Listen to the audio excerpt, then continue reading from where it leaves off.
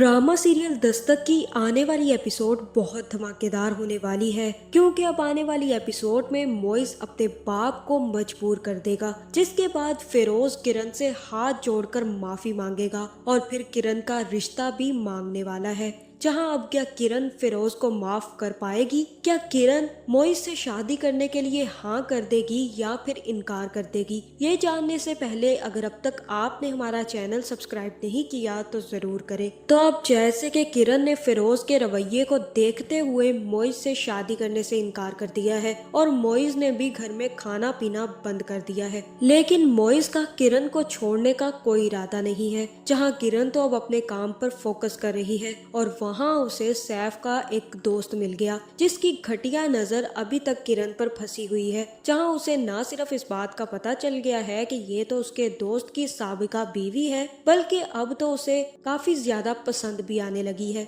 जहाँ किरण को भी उसकी घटिया नजरों का अंदाजा तो हो चुका है, लेकिन एज अ बिजनेस वुमेन वो अपना गुस्सा कंट्रोल किए बैठी है कि कहीं उसके ताल्लुकात अपने कॉन्टेक्ट से खराब ना हो जाए। जहां अब सैफ का दोस्त यहीं पर नहीं रुकेगा, क्योंकि उसे ये बात पता चल चुकी है कि किरण तो एक अकेली लड़की है, तो उसे तंग करना कितना आसान होगा। जिसके बाद वो किरण को तंग करने के लिए पहुंच जाएगा, जहां फिर वो किरण से कहेगा कि आप तो बहुत खूबसूरत, बहुत प्यारी हैं। मुझे आज भी तरस आता है सैफ पर कि उसने आपको कैसे छोड़ दिया। चले उसने छोड़ दिया है तो मैं आपसे शादी कर लेता हूँ। जहाँ फिर वो किरण को जैसे ही तंग करने लगेगा, उसी वक्त वहां पर मोइज पहुंच जाएगा और एक जोरदार थप्पड़ सैफ के दोस्त के मुंह पर लगाने वाला है और अच्छी तरह सैफ के दोस्त की धुलाई करने वाला है। जिसके बाद मोइज ही उसे धक्के मारकर घर से निकाल देगा और कहेगा कि आइंदा अगर तुम किरण के आसपास भी नजर आए तो मैं तुम्हारा मुंह तोड़ दूंगा।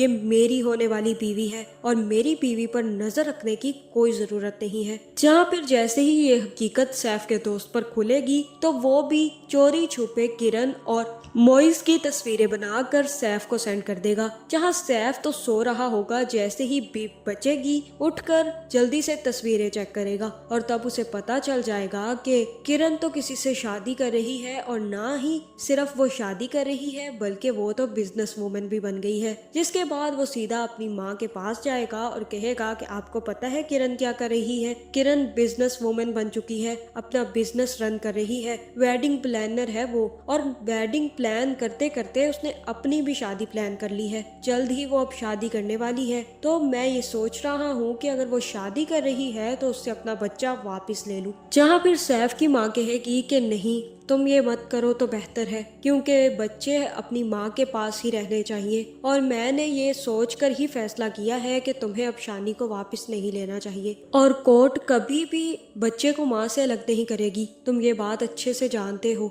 जहाँ फिर सैफ कहेगा कि वो कैसे किसी और के पास पलेगा, उसको कोई कबूल नहीं करेगा, बल्कि वो पता नहीं कहाँ रखने वाली है। अभी उसका बाप जिंदा है, सैफ शकील।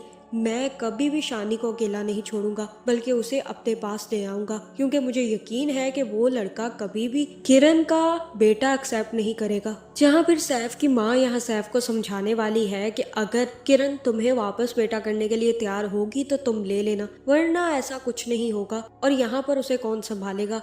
तुम्हारी बीवी कभी उसे एक्सेप्ट नहीं करेगी। इसलिए बेहतर यही है कि तुम शानी को वापस लाने के ख्याल खत्म कर दो। जहाँ सैफ अब ढीठ बन चुका है और कहेगा कि किरण, मैं तुम्हारा पीछा कभी नहीं छोड़ूंगा, क्योंकि तुम्हारे पास मेरा बेटा है और मैं अपना बेटा तुमसे लेकर ही रहूंगा।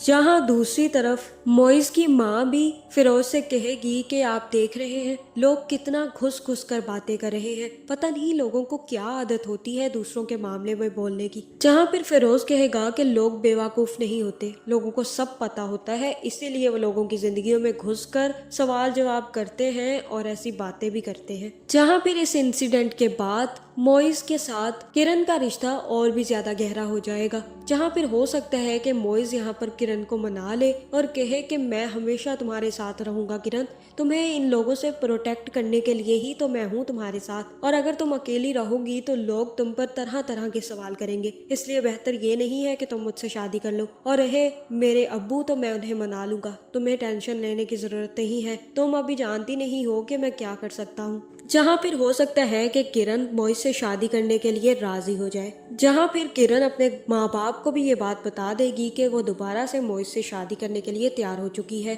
और ये बात जैसे ही आपा तक पहुँचेगी तो वो भी अपनी 400 गज की जुबान उठाकर अपने भाई के घर पहुंच जाएगी, जिसके बाद वो कहेगी कि तुमने मुझसे पूछे बगैर इतना बड़ा फैसला कर लिया, तुम कैसे किरण की शादी कर सकते हो। और तब किरण का बाप अपनी बहन से कहेगा कि मैं किरण की दूसरी शादी कर रहा हूँ, वो भी उसकी मर्जी और अपनी रजामंदी से, और मैं नहीं चाहता कि इसमें किसी का भी अमल दखल हो। मेरे बच्चों का फैसला मैं खुद करना चाहता हूँ। और ये बात आपा को पसंद नहीं आएगी और कहेगी कि वाह भाई, अब तो हम तुम्हारे पराए हो गए, तुम तो हमें अब अपना समझते ही नहीं हो। चलो ठीक है, अब मुझे बुलाने की कोई जरूरत नहीं है, मैं जा रही हूँ यहाँ से। जहां आपा अब अपनी बुक्कत देखते हुए सबको धक्के मारती हुई घर से बाहर निकल जाएगी। और दूसरी तरफ अब फरियाल को भी ये डर है कि अगर उसने जल्द से जल्द कोई बच्चा अडॉप्ट ना किया तो सैफ अपना पुराना बच्चा वापस ला सकता है, जिसके बाद वो सैफ को लेकर अडॉप्शन ऑफिस पहुंच जाएगी और कहेगी कि तुमने बच्चे को देखा, मुझे उसे देखकर ऐसा लगता है कि वो मेरा बच्चा है, मैं उससे बहुत ज्यादा जुड़ा हुआ महसूस करती हूँ। जहाँ फिर सैफ मुझे ऐसा ही लग रहा है कि यहाँ पर बच्चा अडॉप्ट करने के लिए राजी हो जाएगा और कहेगा कि मैं तुम्हारी खुशियों के आगे कुछ भी गलत नहीं करना चाहता और मैं इतना हठधर्म नहीं हूँ कि तुम्हारी खुशियों को इग्नोर कर दूं। अगर तुम बच्चा अडॉप्ट करना चाहती हो तो कर सकती हो। जहाँ फिर ये भी हो सकता है कि सैफ फरियाद से ये कहे कि अगर तुम्हें बच्चा अडॉप्ट करना ही है तो तुम शानी को क्यों अडॉप्ट नहीं कर लेती, आखिर किरण दूसरी शादी कर रही है तो उसके बच्चे को कोई नहीं रखेगा, तो मैं वापस ले आऊंगा ना शानी को, फिर वो हमारा बच्चा ही तो होगा। जहाँ मुझे ऐसा ही लग रहा है कि यहाँ पर फरियाल बहुत बड़ा बवाल करने वाली है।